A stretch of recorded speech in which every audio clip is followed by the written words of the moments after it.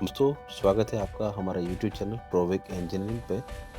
दोस्तों, जैसे कि आपको पता है कि हर बार हम एक नई जानकारी लेके आपके बीच में आते हैं और आपको नए-नए तरह के बिज़नेस के बारे में आपको बताते हैं। तो आज हम इस वीडियो में लेकर आए हैं एक नए तरह का बिज़नेस जिसको हम बोलते हैं फ़िश फ़ीड मेकिंग प्लांट। जी हाँ दोस्तों, फ़िश फ़ीड मेकिंग प्लांट ये एक इस तरह का प्लांट है जिसके अंदर हम लोग तालाब में पालने वाली मछलियों और डैम में होने वाली मछलियों इन सब के लिए फ्लोटिंग एंड सिंकिंग दोनों तरह का फीड बना सकते हैं। दोस्तों, एक बार हम इस पूरे प्लांट के बारे में डिस्कस पे इस पूरे वीडियो के अंदर चर्चा करेंगे।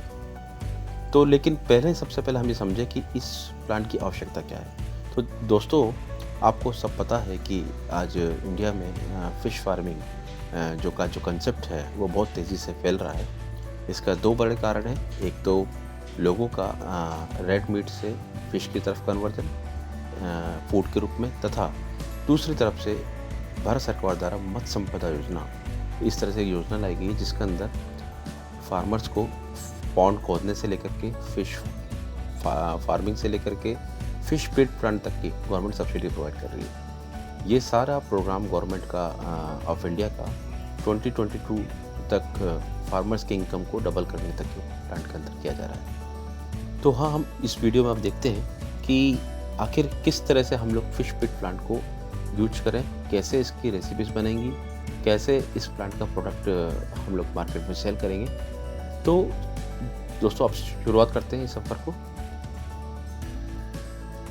तो जैसा कि मैंने पहले कहा कि फ़िश फीड 2 तरह के होते हैं। फ्लोटिंग फ़िश फीड जिसको हम बोलते हैं पानी के ऊपर तैरने वाला फ़िश फीड, जिसके अंदर फ़िश पानी की सतह पे आकर इस फीड को खाती है। और दूसरा होता है सिंकिंग फ़िश फीड, जो कि हेवी होता है और जैसे ही हम उसको तालाब में डालते हैं ये पानी के अंदर चला जाता है और फ़िश फीड को अंदर ही खा लेती है। लेकिन इन दोनों ही फीड में से फ्लोटिंग फ़िश फीड सबसे ज़्यादा मात्रा में यूज़ किया जाता है। तो अब हम इस वीडियो में समझेंगे कि कैसे हमको ये फीड को तैयार करना है। दोस्तों, सबसे पहले हम समझते हैं कि ये फीड को तैयार करने के लिए रॉ मटेरियल क्या-क्या है, यानी कि कच्चा माल क्या-क्या है। तो इस फीड को तैयार करने के लिए कच्चा माल सोया डीओसी मतलब सोया डी-ऑइल्ड केक, जो कि आपको सोया मिल से मिलेगा। मस्टर्ड डीओसी यानी कि सरसों का केक, जो कि आपको फिर ऑयल मिल से मिलेगा। डीओआरबी मतलब de oiled rice bran, DGGS rice bran, मक्का, wheat flour, fish oil and कुछ तरह की मेडिसिन्स, ये सब रॉ मटेरियल का यूज करके हम लोग फिश फीड बना सकते हैं। अब हम ये समझें कि फिश फीड होते कितने तरह के हैं। तो दोस्तों, ये सारा जो फिश फीड है ये एक फिश की एज के हिसाब से बनता है। यानी कि जब एक फिश छोटी होती है तो उसको ज़्यादा प्रोटीन की आवश्यकता होती है और दाना की साइज़ छोटी होती है। जैसे जैसे फिश बड़ी होती जाती है उसको प्रोटीन कम और दाने की साइज़ भी बड़ी लगती है और फैट की मात्रा ज़्यादा लगती है। तो इसमें जो मुख्यतः बनने वाले फीड हैं वो है 40-5 मतलब कि 40 protein 5 fat, 32-5 32 protein 5 fat, 24-5 24 protein 5 fat, 20 protein 5 fat, 28 protein 5 fat and जो दाने की साइज़ होती है वो 1 mm 2 mm 4 mm 3 mm, ये मुख्यतः चलने वाले दाने की साइज़ है। इसमें हम लोग फ़िश के हिसाब से डिफरेंट कॉम्बिनेशंस में रेसिपी बनाते हैं और उन रेसिपी से हम लोग फिर प्लांट में एक्सट्रूडर से फीड को बनाते हैं। तो अब हम एक इस बारे में हम पूरा समझ चुके हैं कि क्या-क्या रॉ मटेरियल इसमें यूज़ होता है। अब हम समझें कि प्लांट में फीड को बनाया कैसे जाता है। दोस्तों, प्लांट में फीड को बनाने के लिए मुख्यतः जो 3 जो छोटे प्लांट के स्टेप्स हैं वो है क्रशिंग, मतलब कि जो भी हमारे रॉ मटेरियल्स हैं उन सबको हम लोग एक पाला करके एक ग्राइंडर में डाल करके उसको पाउडर बना लेते हैं। मुख्यतः हम लोग फिश फीड के लिए 60 से 80 ml का पाउडर यूज करते हैं। उसके बाद सेकंड स्टेप में हम लोग इस बने हुए पाउडर के अंदर वाटर मिलाते हैं, 15 से 18% मॉइस्चर देते हैं और उस मिक्स को हम लोग निकाल करके थर्ड स्टेप में एक्सट्रूडर में डालते हैं। यहाँ एक्सट्रूडर में 3 तरह की मोटर लगी होती हैं, main motor, cutting motor and feeding motor. इन तीनों ही मोटर के कॉम्बिनेशन को यूज करते हुए, वीएफडी युक्त पैनल को यूज करते हुए हम लोग 1 mm 2 mm 3 mm 4 mm इस तरह की साइजेस में फीड को बना सकते हैं। दोस्तों एक्सट्रूडर हम लोग 2 तरह के प्रोवाइड कर रहे हैं। एक तो हम बोलते हैं ड्राई टाइप का एक्सट्रूडर जिसको हम लोग सिंगल स्क्रू एक्सट्रूडर भी बोलते हैं, जिसमें कि स्टीम यूज़ नहीं होती है। और दूसरा होता है वेट टाइप एक्सट्रूडर जिसको हम लोग बोलते हैं पिन स्क्रू एक्सट्रूडर, जिसके अंदर हम डबल स्क्रू यूज़ करते हैं। और ये एक्सट्रूडर बहुत ही अच्छी क्वालिटी के फीड बनाने के लिए काम में लिया जाते हैं। अब हम बेसिक तरीके से समझते हैं दोस्तों कि क्यों हमें एक्सट्रूडर की आवश्यकता होती है। तो बेसिकली हम ये समझने का कोशिश करें कि जब भी हम बात करते हैं फ्लोटिंग फिश फीड की, फ्लोटिंग मतलब तैरने वाला, तैरने वाले का मतलब हो गया कि वो फ्लोट करना चाहिए, पानी पे तैरना चाहिए, पफ होना चाहिए। तो दोस्तों पफिंग लाने के लिए हमें एक्सट्रूडर की आवश्यकता होती है, जिसके अंदर हम जब भी रॉ मटेरियल को मिक्स करके उसको पानी ऐड करके एक्सट्रूडर में डालते हैं, तो आने वाला जो फीड है वो फूल के आता है, पफ होकर आता है, हल्का होकर आता है, यानी कि उसकी डेंसिटी कम होकर आती है, इससे वो पानी के ऊपर तैरता है। और जैसे ये तैरने वाला फीड इसकी स्मेल फिश तक जाती है, तो उस फिश स्मेल को एक्टिवेट होकर के फिश पानी की सतह पर आकर उसको खाती है, जिससे कि हम उसकी ग्रोथ को भी ऑब्जर्व कर सकते हैं। इस तरह का फीड बनाने के लिए छोटी मशीन्स में जैसे मैंने बताया क्रशर, मिक्सचर और एक्सट्रूडर यूज होते हैं। लेकिन अगर हम बड़े प्लांट की बात करें तो ये फीड 7 स्टेप्स में बनता है। पहले स्टेप में क्रशिंग यानी कि रॉ मटेरियल की ग्राइंडिंग होती है। सेकंड स्टेप में इन सारे रॉ मटेरियल का कॉम्बिनेशन बना करके as per the feed type and size हम लोग उसके अंदर पानी एंड सम केमिकल्स ऐड करते हैं। थर्ड स्टेज में हम लोग इस मिक्स किए हुए पाउडर को एक्सट्रूडर में डालते हैं और एक्सट्रूडर से फीड पैलेट जनरेट होता है। लेकिन जो भी फीड पैलेट बनता है ये करीब करीब 18 से 20% मॉइस्चर इसके अंदर होती है। इसके लिए मॉइस्चर को कम करने के लिए हम लोग फोर्थ स्टेज में इस फीड को ड्रायर मशीन में डालते हैं। ड्रायर मशीन में पास होने के बाद फीड का मॉइस्चर ऑलमोस्ट 7 to 8% और मैक्सिमम 10% तक आ जाता है। अब क्योंकि फीड ड्रायर से आता है तो थोड़ा गर्म होता है, इसलिए इसको हम ड्रायर से निकाल के फिर कूलर में डालते हैं। कूलर में डालने के बाद में इसका टेम्परेचर नॉर्मली रूम टेम्परेचर पास होता है। इसके बाद हम फीड को उठा करके 6 स्टेज के अंदर फ्लेवरिंग पर डालते हैं, जहाँ पर कि हम लोग फीड के ऊपर कोटिंग करते हैं फिश ऑयल की और नॉर्मल एडिबल ऑयल की। एंड 7 स्टेप में अंदर हम लोग इसको बैग के अंदर पैक कर देते हैं। तो दोस्तों इस तरह से हमारा एक फीड बनाने का प्लांट 7 स्टेप में पूरा होता है।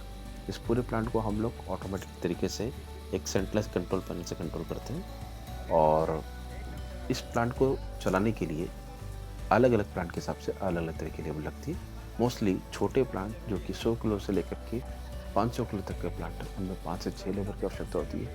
और 500 से 1 टन तक के प्लांट के अंदर 8 लेबर की आवश्यकता होती है। प्लांट हमारे पास सभी तरह के बनते हैं, यानी कि semi automatic, automatic and sometimes mostly client जो है मैनुअल प्लांट को भी चूज़ करते हैं। इन सारे प्लांट को हमारे कोटा, पुणे, वाराणसी, गुवाहाटी, बेंगलुरु और मुंबई सारे ही आउटलेट पे सेल किया जाता है। प्लांट को लगाने के लिए अगर हम लोग जगह की बात करें तो 100 किलो, 200 किलो और 300 किलो पर आवर तक के प्लांट जो है मोस्टली 3000 स्क्वायर फीट के अंदर आप रॉ मटेरियल, मशीनरी और फिनिश प्रोडक्ट की जगह के साथ में लगा सकते हैं। अगर आप एक बड़े प्लांट पर जा रहे हैं, मतलब कि 500 केजी के प्लांट के लिए जा रहे हैं, ऑटोमेटिक प्लांट के लिए जा रहे हैं, तो आपको रॉ मटेरियल, फिनिश प्रोडक्ट और प्लांट तीनों की जगह मिलाकर के आपको 8 से 10,000 स्क्वायर फीट की आवश्यकता है। अगर आप 1 टन पर आवर के प्लांट पर जा रहे हैं जिसके अंदर आप 1000 किलो फीड प्रति घंटा बनाते हैं, तो उसके लिए आपको रॉ मटेरियल, फिनिश प्रोडक्ट और प्लांट तीनों को मिलाकर के 15,000 स्क्वायर फीट की आवश्यकता होती है। दोस्तों ये प्लांट में बनाने के लिए हाइट में कम से कम 23 फीट प्लांट की हाइट की आवश्यकता है, तथा विड्थ में हमें मिनिमम 60 फीट विड्थ की आवश्यकता है। तो आप 60 फीट विड्थ रखते हुए लेंथ में कितना भी जा सकते हैं और हाइट प्लांट की 23 फीट मेंटेन कर सकते हैं। इस प्लांट को लगाने के लिए हमें कुछ अनस्किल्ड लेबर की आवश्यकता होती है, तथा एक्सट्रूडर जैसी मशीन चलाने के लिए हमें एक हाईली स्किल्ड आदमी की आवश्यकता होती है। इस प्लांट को चलाने में मुख्यतः रॉ मटेरियल के अलावा पावर यानी कि बिजली, मैन पावर, पैकिंग, 3 तरह के प्रमुख खर्चे होते हैं। एक एग्जाम्पल के रूप में, एक उदाहरण के रूप में, अगर आप 28/4 यानी कि 28 प्रोटीन 4 फैट का फीड बनाते हैं 4 mm का, जो कि मार्केट में अभी इस समय 36 रुपये 50 पैसे लेकर 38 रुपये पर केजी तक उपलब्ध है। इस फीड को अगर आप अपने प्लांट से बनाते हैं तो इसको प्लांट में बनाने में आपको 22 रुपये रॉ मटेरियल की लागत आएगी और 4 रुपये आपको प्रोडक्शन कॉस्ट आएगा, जिसके अंदर आपका बिजली, मैन पावर और बैग तीनों इंक्लूड है। इस तरह से मार्केट में 36 रुपये 50 पैसे से बिकने वाले फीड को आप अपनी फैक्ट्री में 26 रुपये 27 रुपये में आसानी से बन जा सकते हैं। तो दोस्तों, बहुत ही आकर्षक बिजनेस है ये, जिसके अंदर आप, अगर आपका फिश फार्म है, आप आराम से 1 किलो फीड पर 8 से 9 रुपये पर केजी आप सेव कर सकते हैं। और अगर आप इसको बेचना चाहते हैं, जैसा कि आप जान रहे हैं कि इंडिया में इसका स्कोप बहुत तेज़ी से बढ़ रहा है, तो आप 1 किलो पर 8 से 9 रुपये पर केजी का मार्जिन लेकर के आप उसको बेच सकते हैं। और अगर आप FOR डिलीवरी करते हैं तो आप 5 से 6 रुपये का मार्जिन लेकर के इस बिज़नेस को कर सकते हैं। इस बिज़नेस को करने के लिए सबसे पहले दोस्तों आपको आपको अपना एरिया ऑफ लोकेशन चूज़ करना पड़ेगा। आप किस एरिया में काम करना चाहते हैं। मोस्टली यूपी, बिहार, वेस्ट बंगाल और असम एंड सेवन सिस्टर्स, इसका अभी बड़ा हब नॉर्थ इंडिया में है। साउथ में देखें तो आंध्रा, तमिलनाडु, चेन्नई एंड दिस बेंगलुरु, कर्नाटका, ये रीजन काफ़ी तेज़ी से इसको फैल चुका है, ऑलरेडी बहुत अच्छे से काम कर रहा है। और वेस्ट में देखा जाए तो महाराष्ट्र में, गुजरात में भी ये काम तेज़ी से फैल रहा है। तो दोस्तों, अगर आपका जगह तैयार है, लोकेशन तैयार है, तो आपको बिल्कुल भी देरी नहीं करनी इस बिज़नेस को करने में। इस बिज़नेस को करने के लिए आपको किसी भी तरह के लाइसेंस की आवश्यकता नहीं है, क्योंकि इस प्लांट से कोई भी पॉल्यूशन किसी भी तरह का नहीं होता है। इस प्लांट को लगाने के लिए सबसे पहले आपको हमारी कंपनी से कॉन्टैक्ट करना पड़ेगा, मशीन की जानकारी लेनी पड़ेगी। इसके पश्चात आप मशीन का ऑर्डर देंगे तथा हम लोग आपको मशीन से बनने वाली फीड की जानकारी, उनके लिए उपयुक्त रॉ मटेरियल की जानकारी तथा इनकी रेसिपीज हम सबको उपलब्ध कराएंगे ऑर्डर के उपरांत। तथा मशीन की डिलीवरी 2 महीने में होती है। तब तक आपको अपना शेड रेडी रखना है। शेड में मशीन लगवाने की जिम्मेदारी स्वयं कंपनी की होती है और चलवा के देने की जिम्मेदारी भी कंपनी की होती है। दोस्तों, इस प्लांट को लगाने के लिए स्पेस की जानकारी हम पहले ही दे चुके हैं। आपको सिर्फ पावर कनेक्शन रेडी रखना है। इसके उपरांत आपको रॉ मटेरियल लाना है और इससे आप फीड तैयार कर सकते हैं। तो दोस्तों, अब किस बात की देरी है, आपको तुरंत हमारे नज़दीकी कंपनी से कांटेक्ट करना है। जैसे कि मैंने बताया आपको, कंपनी का हेडक्वार्टर पुणे में है, कंपनी की ब्रांचेस मैन्युफैक्चरिंग कोटा में है। कंपनी इसके अलावा वाराणसी में हमारी फैक्ट्री है, गुवाहाटी में फैक्ट्री है, हैदराबाद, बेंगलुरु और मुंबई। आप किसी भी आउटलेट पे, किसी भी फैक्ट्री पे जाकर आप मशीन को ट्रायल देख सकते हैं तथा बुक कर सकते हैं। मशीन की बुक करने के उपरांत आप लोग 2 महीने के बाद मशीन डिलीवर होती है और हम आपको प्लांट पर मशीन चला कर दिखाते हैं। इस प्लांट को चलाने के लिए अगर आपको ऑपरेटर की आवश्यकता होती है, वो भी हम लोग आपको ऑन कॉस्ट बेसिस पे प्रोवाइड कर सकते हैं। इस प्लांट को चलाने की ट्रेनिंग के लिए आप हमारे कोटा हेडक्वार्टर पर कॉन्टैक्ट कर सकते हैं, जहां हमारा स्वयं का प्लांट लगा हुआ है और हम लोग प्रोवेक लाइवस्टॉक फीड बैनर के अंतर्गत फिशर गोल्ड नाम से अपना फीड निकालते हैं। वहाँ आपको 3 दिन की ट्रेनिंग ऑन कॉस्ट दी जा सकती है।